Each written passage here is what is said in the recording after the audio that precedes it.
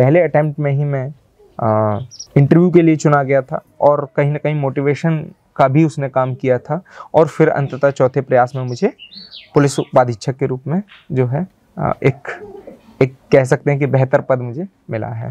तो मेरी पहली कोशिश यही रहेगी कि जो भी वंचित लोग हैं, जिनको कभी न्याय के दरवाजे तक जो पहुंचना है, उनको कहीं ना कहीं पुलिस प्रशासन से जोड़ा जाए। अगर वो रिपोर्ट कराने जाते हैं, अगर मुझे समय मिलता है अपने काम से, तो मैं निश्चित रूप से जो भी युवा हैं या जो भी सिविल सेवा की तैयारी करना चाहते हैं, उनको एकत्रित करके कहीं ना कहीं उनके लिए मोटिवेशन या उनको दिशा निर्देशित करने का कार्य मेरा रहेगा।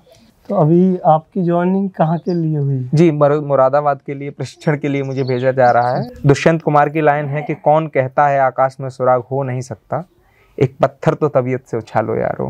नमस्कार दोस्तों, मैं हूं रिजवान मेवाती, आप देख रहे हैं HBN न्यूज़। दोस्तों, आज हम आए हैं मोहन कपूर जी के गांव में। खैर क्षेत्र के गांव चमन नगलिया में मौजूद हैं, जहां से UPSC की परीक्षा पास की है मोहन कपूर जी ने। उनके गांव में हम मौजूद हैं और लोगों से चर्चा करेंगे, लोगों से जानने की कोशिश करेंगे उनका सफ़र कैसा रहा, और उनके घर को भी आपको दिखाएंगे और गांव वालों से भी आपको मिलाने वाले हैं। आइए हम आपको उनका घर दिखाते हैं। देखो कितनी पतली गली है, ये 2.5-3 फुट की गली है। इसी गली में मोहन कपूर जी रहते हैं और उनका परिवार रहता है। तो ये हमारे साथ उनकी माताजी मौजूद हैं और ये अपना घर दिखाने वाली हैं।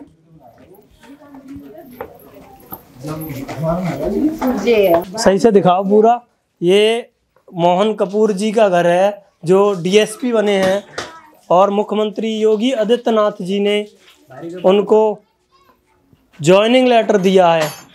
पढ़ाई के मारे। अच्छा, पढ़ाई की वजह से घर नहीं बनाया। हाँ। बारिश होती है तो चिचाता है। हाँ, पानी टपकता है। हाँ। तो काफ़ी आप देख सकते हो कितना मुश्किल भरा इनका सफ़र रहा होगा। ज़मीन से आसमान तक इन्होंने मेहनत की है और ऐसी बुलंदियों को छुआ है। देखिए ये उनका घर है। तो ये उनका घर है।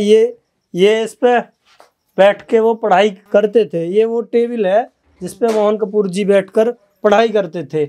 गांव में भी काफ़ी गर्व महसूस कर रहे हैं। यहाँ लोगों से हमने बात करने की कोशिश की, गांव में गर्व महसूस कर रहे हैं और बच्चों में भी एक जुनून है उनके जैसा बनने का। और उनकी माताजी से हमने बात की, वो इमोशनल हो गई कि काफ़ी संघर्ष भरा उनका जीवन रहा। मोहन कपूर जी ने UPSC की परीक्षा क्लियर की है और DSP बने हैं। आज उनके साथ बात करेंगे। उनका काफ़ी कठिन परिश्रम रहा और काफ़ी कठिनाइयों के साथ उन्होंने यहाँ तक ऊंचाइयों तक कामयाबी हासिल की। तो उनसे जानेंगे उनके बारे में, उनकी शिक्षा दीक्षा के बारे में, उन्होंने किस तरीके से परिश्रम किया, किस तरीके से मेहनत की और वो किस तरीके से युवाओं को मोटिवेट करने वाले हैं। तो आज उनसे ही बात करते हैं। तो नमस्कार सर। नमस्कार रिजवान जी, और धन्यवाद देना चाहता हूं मैं HBN न्यूज़ को कि वो आप यहां तक आए। और कोशिश मैं यही करूंगा कि जो मैंने निश्चित रूप से जिन कठिनाइयों का सामना किया है मैंने, और जो अभ्यर्थी जो इस तैयारी को कर रहे हैं, उनके जीवन में भी इस तरह की निराशाएं अक्सर रहती हैं कि हम किस बैकग्राउंड से हैं, किस तरह की परवरिश में रहे हैं और कभी कभी वो उनसे उभर नहीं पाते। तो आपके माध्यम से ये सौभाग्य मुझे प्राप्त हुआ है कि कहीं ना कहीं उनको मैं एक दिशा देने का काम कर सकूं। मेरी शिक्षा की अगर बात करें तो 2018 में मैंने अपना ग्रेजुएशन कंप्लीट किया था अलीगढ़ में धर्म समाज विद्यालय से। 2020 में मैंने MA कंप्लीट किया है पॉलिटिकल साइंस के साथ में धर्म समाज विद्यालय से, और नेट एवं JRF की परीक्षा भी मैंने उत्तीर्ण की है। सिविल सर्विस का जब मैं धर्म समाज विद्यालय में था तो उसी समय कहीं ना कहीं एक रुझान मन में था, एक भाव था कि हम एक सिविल सेवक बन के या एक अधिकारी बन के कहीं ना कहीं समाज को भी निर्देशित कर सकते हैं और अपने आप में भी जो एक सामान्य व्यक्ति की जो आकांक्षाएं होती हैं, चाहे वो एक परिवार घर की बात हो या मूलभूत सुविधाओं की बात हो, एक बेहतर जो है जीवन की बात हो, उसे हम प्राप्त कर सकते हैं। तो वो मुझे कहीं ना कहीं एक सिविल सेवा में दिखता था और इसीलिए मैं उसके लिए प्रयासरत रहा और लगातार परिश्रम करता रहा और अंततः 2021 में सिविल सेवा के इस एग्ज़ाम में जो UP PCS द्वारा होता है, उसमें 22वीं रैंक के साथ में मुझे जिला उपाधीक्षक के पद पे जो है। तो आपको मुख्यमंत्री जी ने ज्वाइनिंग लेटर दिया, कैसा लग रहा है आपको? नहीं, बिल्कुल गौरवपूर्ण क्षण था, क्योंकि माननीय मुख्यमंत्री जी जो कि पूरे सूबे के कहीं ना कहीं सर्वोच्च नेता हैं और उनके करकमलों द्वारा जो है आशीर्वाद मिलना अपने आप में आशावान रहता ही है। तो बिल्कुल, और चूंकि 496 लोगों को नियुक्ति पत्र मिला था और उनमें से कुछ एक ही ऐसे लोग थे जिनको माननीय मुख्यमंत्री जी ने जो है नियुक्ति पत्र सौंपा था, तो निश्चित रूप से ये एक गौरवपूर्ण भाव था। हालांकि ये एक तरह से चुनौतियों भरा भी रह सकता है, क्योंकि जिस तरह से मुख्यमंत्री जी हमसे आस लगाते हैं या हमारे दायित्वों को लेकर जो शंकाएं होती है मन में, उनका निर्वहन करने का भी एक कहीं ना कहीं हमको वो उत्तरदायित्व मिलता है। मैंने देखा गांव में और लोगों से पूछा भी, आपने काफ़ी कठिन परिश्रम किया यहाँ तक पहुँचने के लिए, तो उसके बारे में बताएं आप।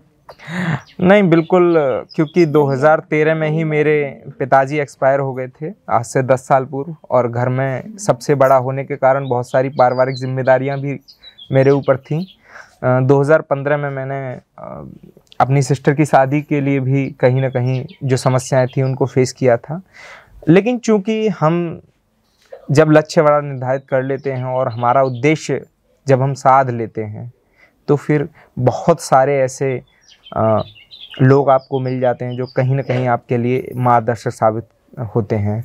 मैं जब 2018 में ग्रेजुएशन कंप्लीट कर रहा था, उसी समय मेरी मुलाकात अलीगढ़ कोल तहसील में जो STM थे तत्कालीन, डॉक्टर पंकज कुमार वर्मा से हुई। और जब मैंने उनको देखा, उनको परखा, तो मुझे लगा कि एक सिविल सर्वेंट को इसी तरह का होना चाहिए। तो उनसे मोटिवेट हुए? बिल्कुल, क्योंकि जो लोग पिछड़े होते हैं, संसाधन विहीन लोग थे, उनके प्रति उनके मन में एक अलग नैतिक भाव था और कहीं ना कहीं उनको शिक्षित करने का या सिविल सेवा में जोड़ने का जो प्रयास था वो लगातार करते रहते थे। जब मैं उनसे मिला तो मैंने उनको कहीं ना कहीं आश्वस्त किया कि मैं अगर आप मुझे मौका देंगे या मुझे जो है प्रशिक्षण देंगे तो मैं ज़रूर जो है इस परीक्षा में कामयाब रहूँगा। और उन्होंने मुझ पर अपना विश्वास जताया। जो भी मुझे ज़रूरत पड़ती थी उस चीज़ को वो करते थे। अपने जो उनका जॉब का समय होता था, सुबह 10 बजे से शाम को 5 या 6 बजे के से अलग जो भी समय होता था वो हमें देते थे। उन्होंने एक संस्थान की शुरुआत की जो वर्तमान में अलीगढ़ में जो मालवीय लाइब्रेरी है वहाँ पर संचालित है।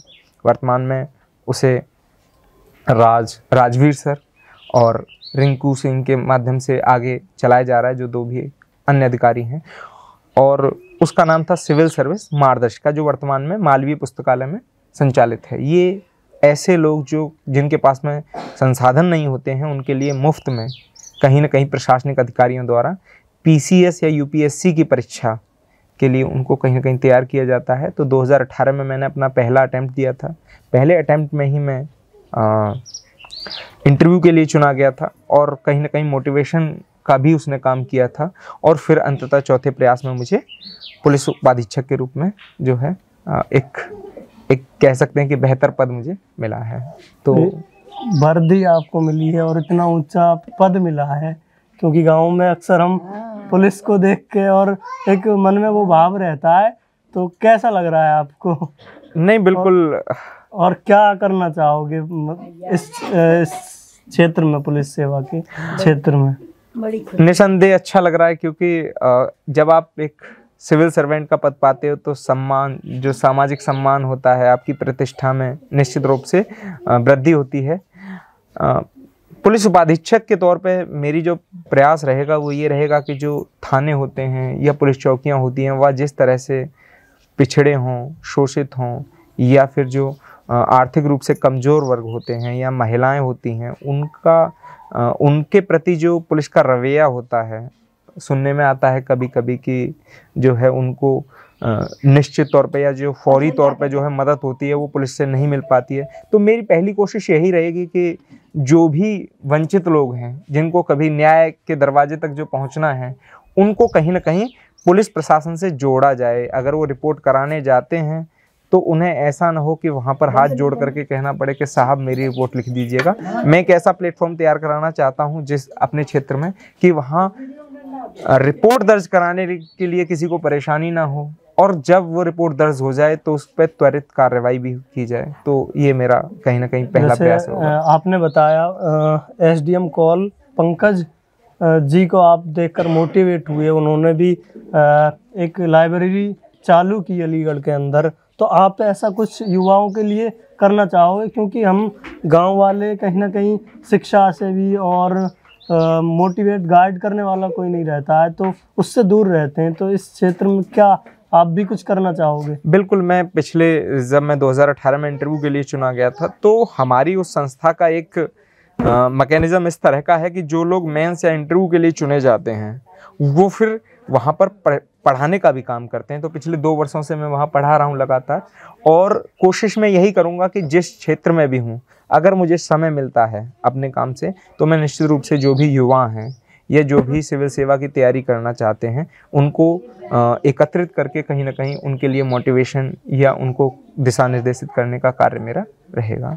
और जैसे कि पुलिस की बात की, तो कई बिंदु हैं जिस पे हमें काम करना है, और वर्तमान सरकार माननीय मुख्यमंत्री योगी आदित्यनाथ जी के साथ में मिलके जिस तरह से कार्य कर रही है, चाहे वो महिलाओं की सुरक्षा को लेके हो, जीरो टॉलरेंस की नीति को लेके हो, या वो अपराधियों को लेके हो, उसमें मेरा पूरा प्रयास रहेगा कि त्वरित रूप से और जो भी नियमानुसार कार्रवाई होती है उसको किया जाए। तो अभी आपकी ज्वाइनिंग कहाँ के लिए हुई? जी, मुरादाबाद के लिए प्रशिक्षण के लिए मुझे भेजा जा रहा है, और 12 महीने का जो प्रशिक्षण होता है उसके बाद में जो है मेरी फील्ड ट्रेनिंग जो रहेगी, और फिर मुझे कहीं ना कहीं नियुक्ति दे दी जाएगी। जी। और आप डीएसपी बन के ही खुश हो या इससे भी आगे आईएएस? निश्चित रूप से इंसान की आकांक्षाओं का कोई अंत नहीं है जी। और इंसान जैसे स्टीव जॉब्स की एक बुक है, उन्होंने कहा है कि जर्नी इज़ द रिवॉर्ड, तो यात्रा ही संघर्ष है। तो बिल्कुल मैं खुश हूँ कि मैं यहाँ तक हूँ, लेकिन यहाँ पर रुकूंगा नहीं। मेरी कोशिश यही है कि मैं यूपीएससी का जो एग्ज़ाम है उसको एक बार क्रैक करूँ, और बेहतर पद के साथ में जो समाज सेवा के अन्य विकल्प हैं उनके लिए प्रेरित रहूँ। और ये गांव के बारे में बता दीजिए, किस तरीके का आपका काम रहा? मजदूरी भी की, गांव वालों ने बताया काफ़ी मेहनत की आपने। बचपन से ही आप देख ही रहे हैं कि मैं बहुत संसाधन विहीन परिवार में पैदा हुआ। तो पिताजी थे तब तक तो चीज़ें ठीक थी, लेकिन पिताजी के जाने के बाद में एक तरह से जैसे घर की छत गायब हो जाती है, उस तरह से चीज़ें हो गई। और उसके बाद में सबसे पहला जो दायित्व था वो ये था कि किसी तरह से परिवार का पेट पूजन किया जाए। तो उसके लिए जो भी दैनिक मजदूरी वेश क्रियाएं होती हैं, चाहे वो मनरेगा में काम करना हो या फिर कहीं पर राज मिस्त्री के रूप में काम करना हो, कहीं किसी की खेती में काम करना हो, तो वो सारे काम किए थे। और मेरा मानना है कि ये जितने बार भी लोग सेलेक्ट होते हैं या जो बड़े पद पे होते हैं, मुझे लगता है कि उनकी जर्नी कहीं ना कहीं इस दौर से गुजरती है। तो ये कोई बहुत अलग मैं नहीं समझता कि बहुत अलग मेरा अनुभव है, लेकिन हाँ ये है कि थोड़ा सा गांव वालों का मैं बहुत शुक्रगुजार हूँ, क्योंकि उन्होंने एक ऐसा माहौल दिया मुझे सोचने के लिए, वो सारे अवसर प्रदान किए। क्योंकि जब तक आप सोच नहीं पाते तब तक आप बन नहीं पाते। और कोई आपके जीवन में ऐसा क्षण आया कि बिल्कुल हिम्मत हार ली हो और फिर आपको मोटिवेशन मिला हो उसके बाद? बिल्कुल 2020 में जब मेरा मुख्य परीक्षा का परिणाम आया था, तो मैं उस समय बिल्कुल टूट गया था, क्योंकि जो मेरे मार्क्स थे वो एकदम पुअर थे। 606 मार्क्स मुझे मिले थे, और मैंने अभी तक किसी की ऐसी कॉपी नहीं देखी जिसको 606 मार्क्स मिले हों। तो निश्चित रूप से एक निराशा मन के अंदर बैठ गई थी। लेकिन जैसे कहा जाता है कि एक दुष्यंत कुमार की लाइन है कि कौन कहता है आकाश में सुराग हो नहीं सकता, एक पत्थर तो तबीयत से उछालो यारो। तो उसके बाद में फिर वही 1-2-4 दिन का, और ये हर एक एस्पिरेंट की ज़िंदगी का एक अनुभव रहता है। हम चलते हैं, उठते हैं और फिर गिरते हैं, फिर उठते हैं और फिर चलते हैं।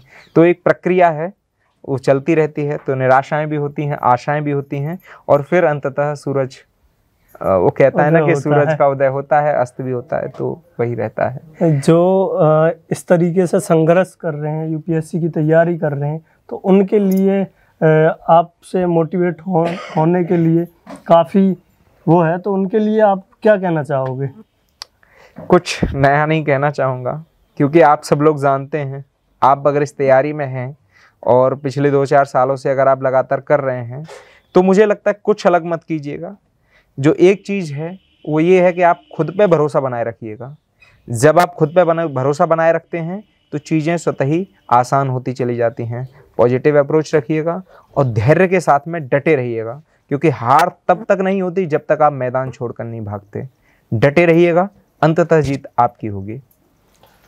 जैसा कि आपने अलीगढ़ ज़िले का, पूरे ज़िले का, डीएस कॉलेज का, जिससे मैं भी एलएलबी कर रहा हूँ वर्तमान में, मेरी फाइनल ईयर है, और अपने गांव का, खैर तहसील का नाम रोशन किया है, तो आपको कैसा लग रहा है? मुझे तो बहुत गर्व महसूस हो रहा है। मुझे अच्छा लग रहा है, लेकिन मुझे लगता है कि शायद मैं जितनी भर भी मैं जिन लोगों को जानता हूँ उससे बहुत पिछड़ी स्थिति में था। तो मैं कर सकता हूँ, इसका मतलब ये है कोई भी कर सकता है। और इसके लिए अगर मैं ये कहूँ कि मैं ही ऐसा था कि यहाँ से होके ऐसा बन गया, ऐसा नहीं है। मुझे लगता है कि मुझे और खुशी होगी कि मेरे साथी लोग, जो चाहे वो डीएस कॉलेज से हों या मेरे गांव से हों या मेरे क्षेत्र से हों, आगे आएँ, सिविल सेवा में आएँ और मेरे हाथ बढ़ाएं, वही सारी चीज़ें। क्योंकि एक व्यक्ति कभी एक समाज या कभी एक क्षेत्र या कभी एक संस्थान को नहीं बदल सकता, वहाँ लोगों के समूह की ज़रूरत होती है। तो मुझे लगता है कि खुशी तो है, लेकिन आशा भी है कि मुझे देख के कुछ और लोग भी कहीं ना कहीं वहाँ से निकल के आएंगे और मेरी ही तरह या मुझसे बेहतर एक अलग मुकाम बनाएंगे। कोई आपकी ज़िंदगी में ऐसा पल आया जो पुलिस वालों से एकदम डर लगा हो? कोई नहीं, पुलिस वालों से डरने की तो ज़रूरत नहीं है। और क्योंकि जब से मैं पढ़ने लगा या मुझे कहीं ना कहीं शिक्षा ने एक आशा मुझे प्रदान की, तब से चीज़ें थोड़ी सी क्लियर हो गई। क्योंकि असल में हमारे मन में बहुत सारी भ्रांतियां होती हैं, चाहे वो पुलिसकर्मियों को लेके हों, चाहे वो सरकार को लेके हों, चाहे किसी को भी लेके हों, धर्म को लेके हों, जाति को लेके हों या बहुत सारे विचारकों को लेके हों। लेकिन जब हम पढ़ते हैं और चीज़ों को समझते हैं, तब हमें लगता है कि असल में हमारा जो दृष्टिकोण है वो पॉजिटिव रहना चाहिए। तो पिछले 4-5 साल में तो ऐसा कोई अवसर आया नहीं कि मुझे पुलिस से डर लगा हो। इवन जहाँ भी मैं अकेला होता था या कोई समस्या होती थी, मैंने तो पुलिस का सहारा ही लिया है। और मैं आपके माध्यम से सभी से यही कहूँगा कि किसी से बेवजह यूँ मत उलझिएगा, बस थोड़ा सा किताबों को खोलिए और समझिएगा। शायरी भी करते हो आप? नहीं, शायरी नहीं। तो यही है। अगर आज आपके पिताजी मौजूद होते तो बड़ा गर्व महसूस होता। नहीं, बिल्कुल होता, लेकिन मुझे लगता है कि कहीं ना कहीं जो वहाँ भी होंगे, देख रहे होंगे, तो अवश्य खुश हो रहे होंगे। और मुझे ऐसा लगता है कि आशीर्वाद दे रहे होंगे कि अभी और आगे जाना है, यहाँ नहीं रुक जाना है। भगवान करे तो जहाँ भी होंगे खुश होंगे। और सब हाँ, तो वही। क्या कहना चाहोगे हमारे चैनल के लिए? और नहीं, HBN को मैं धन्यवाद देना चाहता हूँ, क्योंकि आप जिस बैकग्राउंड से आए हो और जिस तरह से चीज़ों को कवर कर रहे हो, एक रियलिटी को आप सामने लेके आ रहे हो। क्योंकि बहुत सारे चैनलों को मैंने इंटरव्यू दिया है, लेकिन वो यहाँ तक नहीं पहुँचे, मेरे घर तक नहीं पहुँचे। आपने उस वास्तविकता को कहीं ना कहीं निखारा है, और ये प्रेरक हो सकती है उन लोगों के लिए जो कहीं ना कहीं हार मान जाते हैं या टूट जाते हैं या निराशा में चले जाते हैं, जो संसाधन विहीन होते हैं और बोलते हैं कि हम नहीं कर सकते। ऐसा कुछ नहीं है, हम सब कर सकते हैं। जब मैं कर सकता हूँ तो आप भी कर सकते हो। तो ये थे हमारे साथ मोहन कपूर जी, जो DSP बने हैं। वीडियोस देखने के लिए सब्सक्राइब करें HBN न्यूज़, बेल आइकन दबाकर लेटेस्ट नोटिफिकेशन पाएं।